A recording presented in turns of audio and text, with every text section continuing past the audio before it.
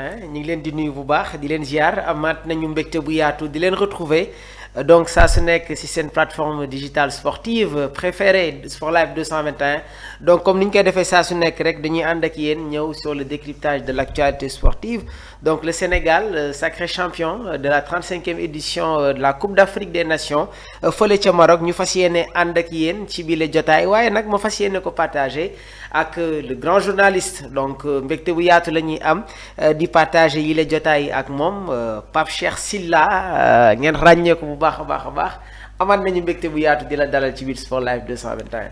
mais Mamour fii la et di kontaan di ñëw ci Sport Life 221. et di la féliciter ci CAN bi. liggéey bu am solo ngeen ci def. yéen tamit à votre niveau.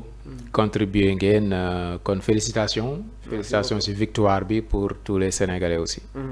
Félicitations à Pape Cheikh Sylla, félicitations aux internautes de Sport Life 221, félicitations au peuple sénégalais donc vraiment nekk na mbégte bi nga xamante ne ça se lit sur les visages démb nag gis nañu vraiment accueil triomphant bi nga xamante ne réservé woon nañ ko joueurs yi jëlee leen fële nga xamante ne moom mooy ci Padoua yóbbu leen palais présidentiel.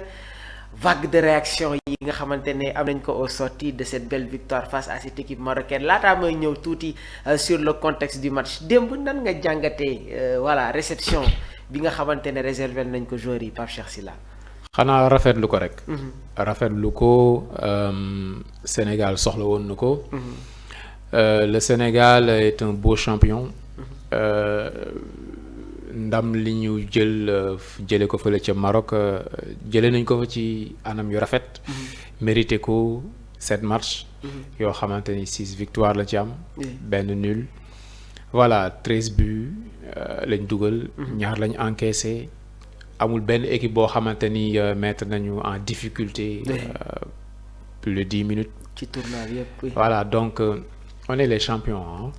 Et champion bu rafet la loolu da doon yoon. bu ñëwee fii askan wi wane ne victoire bu rëy la. Lions yi lu ñu leen defal rek mérité nañ ko. donc féliciter jeunesse bi yëpp génn topp Lions yi yendoog ñoom. féliciter gouvernement bi féliciter ñëpp ñoo xamante ne ay sénégalais lañ rek. wër nañ équipe bi dooleel ko Sénégal dafa soxla woon lii. d'autant plus que suñu victoire bi bari na ñu mu naqari. bari na ñu koy jéem a xajamal. kon c'était important. 120 minutes de tension 120 minutes ci stade boo xamante ne les supporters marocains ñi ngi doon xaar ni le sacre de leur équipe waaye nag gis nañu ce qui s'est passé dañuy jàll un peu sur la rencontre laataa may ñëw sur les faits de jeu yaa ngi koy wax sànq durant toute cette compétition le Sénégal a dominé ses adversaires loolu nag dafay firndeel kàddu yi nga xamante ne le sélectionneur mi ngi ko doon yëkkati à travers de nombreuses conférences de presse muy j'aime dominer mes adversaires et gis nañ ko vraiment ci bile compétition alors sooñ doon analyser un peu match bi la première mi-temps dem ba à la 75e laataa ñuy ñëw après sur les faits qui se sont passés ci boobu les rencontres Baye Cheikh. waaw un Sénégal dominant un Sénégal sûr de ses forces. ak stratégie bu claire boo xamante ni indi na ko. tactiquement li ñu indil Marocains yi attanuñ ko woon ci première mi-temps bi.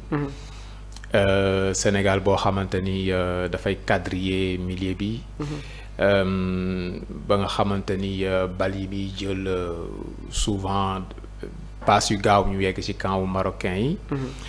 beneen bi mooy Marocains yi may ñu leen ñu développer benn jeu parce que seen milieu terrain bi surtout seen numéro 18 bi moo daan def yenn relais yi. te moom dañ ko xañoon bal bi. Brahim Diaz gisul jant bi. voilà Sénégal boo xamante ni dafa dominer adversaire am. moom moo feeñ ci premier mi-temps bi. lenn rek moo manqué suñu jeu. mooy concrétiser domination boobu. les occasions ratées occasion yi ñu Iliman Ndiaye. voilà bal boobu pour man Pichinette la woon. oui daf koy dugal. bu ko defoon Pichinette ci lay ëpp chance. parce que góol bi mënul génn ba pare taxaw. foog mu sëgg. yow yaay xool li nga xamante ni moom moo nekk sa kanam. mais bon moom bi mu avancé déjà ni mu jëlee bal bi. pas yi mu njëkk a def foofu la xaw a ñàkkee tuuti option yooyu. ni mu jëlee bal bi pas yu xaw a gàtt yooyu pour contrôler bal bi dëggantaan. fa la perdre ay tiers de seconde. défenseurs yi ñu ngi ñëw góol baa ngi ñëw il faut nga jël décision bi très vite. Voilà mu jël décision bi nga xamante ni moo gënoon yomb ci moom. mais bu amoon un peu plus de maîtrise ci bal bi dina siggi un temps soit peu gis gardien bi. def piscinette et puis voilà bal bi dugg na. bon yooyu ay progression la nag ci joueur bi après dina ci gën a progresser. mais waaw Sénégal dominant. changement yi nga xamante ne gis nañ ko ci défense bi à quelques minutes de la rencontre ñu yëgoon le forfait de Krépin Diatta qui fait partie quasiment des meilleurs joueurs ci bile compétition remplacé par Antoine Mendy beneen joueur bi nga xamante ne tamit ñi ngi ko doon bàyyi xel muy Mamadou Sarr qui remplace numériquement Kalidou Koulibaly ndax blessure bi nga xamante ne amoon na ko déjà ak carton bi nga xamante ne amoon na ko ci demi-finale bu ñu joué contre Égypte. Changement yi nga xamante ne gis nañ ko dans la défense Baye Cheikh nan nga ñu koy analyser. waaw am na yoo xam dañ ko subir. oui. parce que Krépin Diatta nga ñëw ba mu nekk ci feuille de match bi après ñu ne la aptul pour jouer. dañ ko subir ñëpp a ko subir. ak yenn appréhension yi parce que ki ko remplacé muy Mendy moom rek bokkoon na ci joueur de champ yi nga xamante ni footballuñ ci CAN bi ba final bi. bon il a été à la hauteur. bal bi mu njëkk a laal ni mu ko laalee ak ni mu ci fubalee ci ngay xam ne kii dugg na ci match am. voilà yenn saay mu am ay retard ci vis-à-vis yu mel noonu. mais bon sinon yeneen changement yi posé wul woon problème parce que Sénégal ci parcours am amoon na chance su daanaka ku si nekk mu dugal la nga football. nga bokk ci mbir yi. donc am na si yoo xamante ni circonstances yi ñooñu ko forcé. dina la xaw a jaaxal tuuti lan lay jur. mais ca au finish yàqul ci qualité jeu bu Sénégal. d'accord yàqu ci dara ba Sénégal li mu programmé woon tactiquement. loolu la appliqué. loolu la appliqué le jeune Mamadou Sarr moom tamit nan nga gisee sa prestation ci finale bi Pape Cheikh. il est déjà un grand. Mamadou Sarr. Oui, c'est à l'image de toute cette équipe. Équipe bi c'est une bénédiction pour le Sénégal et son football. ay joueurs lañ yoo xamante ni boo dee dégg français yi rek ni ñuy waxee si ñoom nga xamante ni tiital nañ ko ne. français yi bi tirage au sort bi waxuma tirage bi waaw bi mu génnee. ñu ne Sénégal Norvège lañ bokkal poule. ñoom ñëpp dañ doon essayer di minimiser Sénégal en Norvège ok dañ ko sóoraal nangam mais au fil du temps ñoom ci seen bopp buñ koy nangu sax duñ ko tey xam nañ ne Sénégal moom mooy seen principal adversaire ci poule bi. voilà ñu ngi surfer ci li xew ci ay incidents ci match bi pour forcer pour que Sénégal am ay sanctions yoo xamante ni équipe bi dinañ ko déstabiliser. décimer équipe bi jaxase ñu. donc lobby yëpp yooyu yëpp ñu ngi ci loolu day wane dayoo boo xamante ni équipe nationale bu football bu Sénégal am na ko. xam naa que dinañ gën a ñëw ci li nga xamante ne moom mooy les sanctions qui pèsent déjà sur le sélectionneur de l'équipe nationale ki nga xamante ne moom mooy Pape Bouna Thiaw gis nañu tamit la fédération sénégalaise de football nu ñuy activer wooye pour faire face voilà à ces sanctions là donc alors les 15 dernières minutes ñu gis tension boo xamante ne vraiment voilà ñu ngi ko doon xaarani dans cette rencontre la décision arbitrale le but bi nga xamante ne refusé nañ ko Ismaïla Sarr ce changement de contexte là yow mi en tant que analyste nan nga ñu koy soo mënee ñëwaat ci moment yooyu noonu Baye Cheikh lan moo la si gën a marqué ci fin de match bi. waaw 15 minutes yooyu dafa résumé Coupe d'Afrique des Nations bi. daf ko résumé ci naka. parce que CAN la boo xamante ni ay erreurs d'arbitrage ak ay lu ñuy favoriser yenn équipe yi. moom moo ko yàq. du match bii rek. mais match bi daf ci gën a fees. moo tax 15 minutes la yoo xam dafa résumé Coupe d'Afrique bi. boo xoolee ci biir football bi Sénégal li mu indi. Maroc li mu jéem a répondre. mais CAN bu extraordinaire la. football bu rëy la ñu football ñaari équipe yi. mais tey malheureusement médias occidentaux yi bu ñu intéressé woo ci Coupe d'Afrique des Nations c'est parce que am na lu doxul. mais tant que mu ngi dox tant que mu ngi dem ci kanam duñ ci wax. donc ci loolu la ñu insister et ça résume la CAN marocaine. parce que CAN la boo xamante ni catastrophe la ci côté arbitrage. ci côté éthique. gis naa sànq Thierry Henry mu def benn réaction sur l'arbitrage. waaw li mu wax loolu la arbitrage bi du forcément sax arbitre bi dañ ko sudduwaay yeeg yu mel noonu. mais daf ci bari ñoo xam amuñu niveau. ñan ngay arbitrer ñoom Jackson ñoom Mané ñoom Sarr ñooñu li ñuy football tous les week-ends niveau bi mu toll arbitre bi leen arbitrer war na ko xaw a jege. mais bu dee arbitre musul arbitrer arbitre bi arbitrer CAN bi musul arbitrer match bu toll ni ci àddunaam ci carrière am yooyu dafay feeñ naka ngay gérer yenn yi boo xoolee ñu ngi naan sénégalais yi dañu arrêté jeu bi mais marocains ñoo gën njëkk a arrêté jeu bi ñoom bi ñu jàppee ne dañu am penalty toog nañ au moins 3 minutes yoo xam football luñ na la pression de Brahim Diaz ci arbitre bi. mais boobu est-ce que ñu ngi football wala football joué wuñu match bi dafa arrêté dañu ñëw taxaw ci arbitre bi harcelé ko forcé ko ne ko da ngay seeti VAR football luñ boobu alors que am na benn action bu ko précédé. te boobu bal bi ñun dañu waroon dóor suñu 6 mètres. may ñu dóor ko. def na fa au moins 3 minutes kon ñoom dañu arrêté jeu bi. loolu benn la. beneen bi mooy bon àdduna moo demee noonu nit moo demee noonu. def nañ ci stade bi peut-être 3 heures de temps 4 heures de temps. mais ku si nekk booy nettali histoire bi. sa version bopp ngay jël ak séquence yi la arrangé. kuy wax ci penalty bi daa di gëmm ci li nga xamante ne mooy bitu Sénégal bitu Ismaïla Sarr bi c'est parce que dafa am foofu far. biu Ismaïla Sarr bi polémique bi bëri na. mais bi c'est clair benn duel am na. ci joueur marocain boo xamante ni xoolul bal lijjantiwul bal. xam na ni kii xam na Seck. xam na ni il est fort en matière de jeu de tête. mënul demoo duel ak moom. voilà erreur bi njëkk a def moom mooy ñu jël Achraf Hakimi boole kook Seck. Abdoulaye Seck.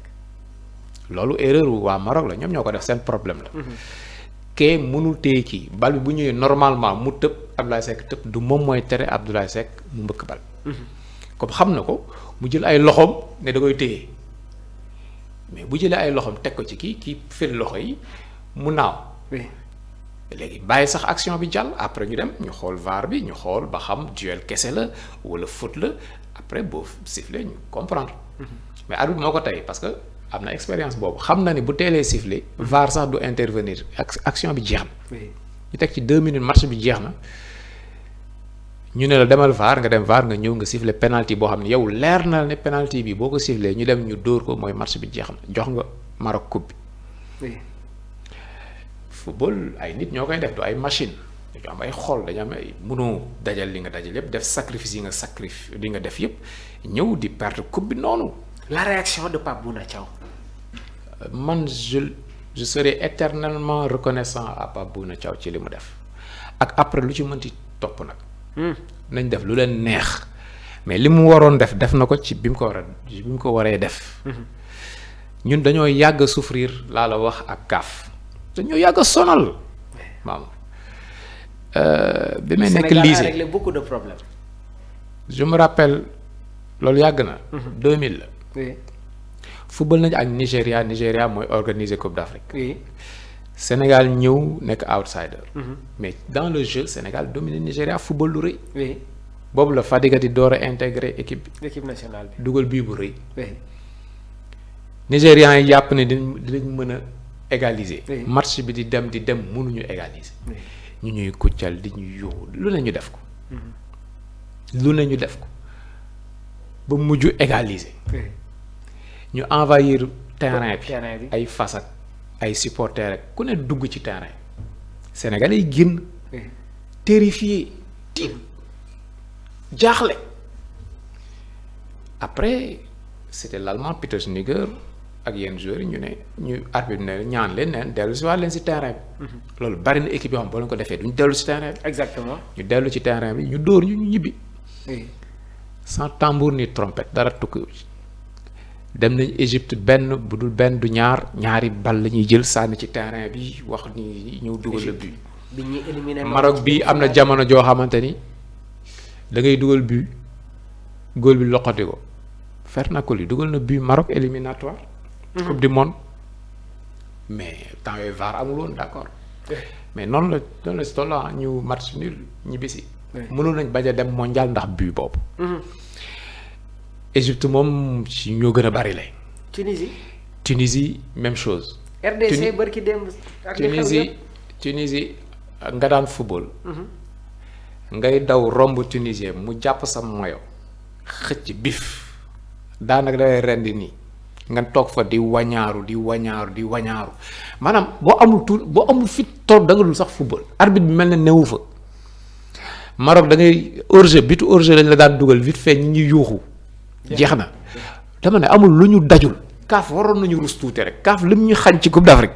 waroon nañu rus tuuti. sanction yi nga xamante ne ñi ngi koy évoqué envers le Sénégal ak entraîneur bi Pape Cheikh. waaw y aura des sanctions. oui. ba fan lay toll lañ xamul. lenn daal moo li nga xamante ni bu ñu bëggee protéger football. mooy football Afrique dafa soxla Sénégal loolu buñ ko ignorer. bu ñu topp rek Maroc parce que Maroc puissance la. am nañ xaalis. seen diplomatie dëgër na. donc bu ñu bëggee dara. contre Sénégal bu Sénégal taxawul trop amul ay alliés. Maroc mën na am lu mu bëgg ci kaw Sénégal. d'accord te Maroc fi mu li mu bëgg dëgg mooy Coupe d'Afrique bi sax nañ ko foqaat ci Sénégal ne ko doo vainqueur loolu la bëgg donc ba xam dañ ko koy jox moom wala ba xam dañ koy delloo CAF mais Sénégal moom étoile bi ñun nangu ko ci moom loolooy li Maroc bëgg.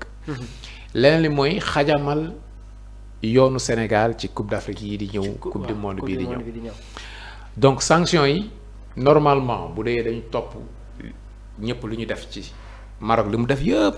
ci final bi ak ci Coupe d'Afrique xool li Sénégal def sanction yi warul doon sanction yu jéggi dayo mën na yam ci wàllu xaalis ñu sanction nañu sur le plan pécuniaire. ñu fay li ñuy fay amende li ñuy fay mu dem. mais bu dee nag dañu bëgg lu neex Maroc dañuy yàqal Sénégal football mën nañ ñu xañ Coupe d'Afrique bii di ñëw. mën nañu retirer ay points ci éliminatoire CAN bii di ñëw. mën nañu suspendre yenn joueurs yi ci mondial bi. gëwuma nag ne FIFA quand même dina dem ba. nañu duñu football Coupe du monde bi. parce que Coupe du monde bi li ñu fi ñu jaar yëpp. ci yoonu football. ba qualifié mérité qualifié. ak liñ ci daj yëpp. éthique nanguwul xel nanguwul nga ne Sénégal du participer ci mondial bi. mais maintenant le Sénégal a beaucoup d'adversaires. ci jamono ji. lu baax la lu bon la. léegi ñun ñooy xool naka lañ ciy génnee. dañ koy terminer juste rek avec notre ñaanco national muy Sadio Mané geste bi nga xamante ne def na ko ci final bi dem wax ak Claude Leroy wax ak Mamadou Niang El Hadj Ousseynou Diouf dem woo joueurs yi ñu ñëwaat ci terrain bi je pense que tout le mérite lui revient surtout CAN bi nga xamante ne def na ko et yàgg nga ko wax fii Sadio Mané vient de lancer sa Coupe d'Afrique des Nations joué nañu match boo xamante ne en off loolu nga ma wax. tey jii nii lii bettu la sur son attitude. waaw et puis xam nga nit boo baaxee après da lay wuy si daal. am na yoo xamante ni di nga briller yenn saay sax sans l'avoir cherché. donc mérite bi moom lañ koy gën a jox. mais quand même méritu équipe bi yëpp la méritu groupe bi yëpp la. staff bi yëpp la. équipe bi dañu war a inspirer Sénégalais yëpp. ci seen abnégation ci seen sérieux ci seen dem ba jeex. Sadio Mané nag moo ci gën a distingué wu. comme ni nga ko souligné. moom ñëpp wax nañ ko ñëpp d'accord nañ ci. yàlla na yàlla barkeel vraiment gën a barkeel léppam. mais au-delà de Sadio il faut féliciter toute l'équipe. faire bloc autour de cette équipe. mais surtout Pape Thiaw. Pape Thiaw. pour man CAN bi nu mu ko diriger mais c'est le meilleur sélectionneur ci discours bi ci lépp et am na yoo xamante ne affaire fulla la tamit. munoo am say joueurs ñu exposer leen seen sécurité nekk en jeu te doo yëkkati du poing sur la table nga dóor ku la ko reproché moo xam. d'accord li xew ci final bi tamit li mu def encore une fois man. bu ko deful woon du ñu gagné. du ñu gagné. non du ñu gagné léegi nag affaire bi xeex bi du xeexu fédération kese. du xeexu joueur yi kese xeexu Sénégal la. il faut que média bi jàpp ci. il faut que autorités yi jàpp ci. parce que ñi ñu jàkkaar lool dañoo bari am na si ñoo xam dina ñëw di la sax raay si say ennemi lañ bokk. ñi bëgg Sénégal daanu bari nañ. donc il faut que Sénégal ut ay alliés sur l'international. oui. ut nañ fexe nañ ba néewal nañ ñu doole CAF. ñun CAF amuñu fa benn représentant daanaka tekkiwuñ fa dara. yooyu yëpp li ko indi mooy xeex yu ñooy xeexante suñu biir ñi amoon chance représenté ñu CAF doon ay sénégalais ñun si suñu bopp ñoo leen njëkk a wàññi seen doole. ba ñu toogee nële. donc CAF amuñu fa allié FIFA waxaale wu ma ko. léegi Maroc la ñuy xeexal ak ay alliés yu Maroc. Maroc moo ñu ëpp ay alliés fuuf. ba pare am ñoo xamante ni ñun ñu nekk si suñu confort arrangé wu leen. donc il faudra que ñu conjuguer suñu effort gouvernement bi dugal ci loxoom ñëpp dugal ci seen loxo ñu jàppale suñu football. donc au-delà de l'Afrique le Sénégal doit tout faire pour jéem a contact yóbbu contexte bi au plan international Pape Cheikh. si am na africains yoo xam dinañ jàppale parce que Afrique subsaharienne la. déjà ils s'identifient en nous. beneen bi mooy li Pape Thiaw def dafay rendre service football Afrique. parce que dina wàññi tappale gi nga xamante ni. dëkk naar yi moom lañ dëkkee. ci Coupe d'Afrique yi. di def lu leen neex. lii am na loo xam dina ko bàyyi ci histoire am na loo xam dootuñu ko ñemeeti. Côte d'Ivoire subir na ko Sénégal subir na ko Cameroun subir na ko ku ne subir na loolu ci dëkk naar yi lii dina indi benn déclic. loolu benn mooy lu baax li ma ci gis. moom mooy Sénégal fi ñu jógee dissension yëpp dañu soxla woon benn adversaire boo xamante ni du doon ci biir réew mi day jógee bitim réew pour songuñu. moo tax gis nga mu ngi commencer di dajale nit ñi. voilà donc on est un beau champion. li des moom mooy nañ assumer loolu. kontaan ci fier si. administrativement waa fédération bi def li ñu war a def. ci wàllu yoon tamit ñu def li ñu war a def. àndandoo dóorandoo xàccandoo maintenant sanction bu mënti ñëw tamit ça va daal li am solo moom mooy tey am nañ 2 étoiles te mérité nañ ko te kenn mënul fexe ba xañ ñu ko. merci beaucoup Pape Cheikh Sylla donc moom la ñu àndaloon si seen numéro toujours bu Actu Sport Live 221 nii lañ koy defee saa su nekk dañ fi dalal ay experts ay journalistes tey nag ñu amoon mbégte bu yaatu dalal Pape Cheikh Sylla ngeen ràññee ko bu baax dans le milieu médiatique donc Baye Cheikh dañ lay bàyyi rek nga tàggatoo ak suñu mbokk internet yi en tout cas merci beaucoup encore une fois. merci à la communauté de Sport Live 221. Oui. Merci Mamour. merci beaucoup aux internautes de Sport Live 221 merci beaucoup à Fallou Gueye bi nga xamante ne moom moo nekkoon dans la partie technique di leen jox dig daje ba ëllëg incha allah si beneen numéro bu ni mel jërë ngeen jëf.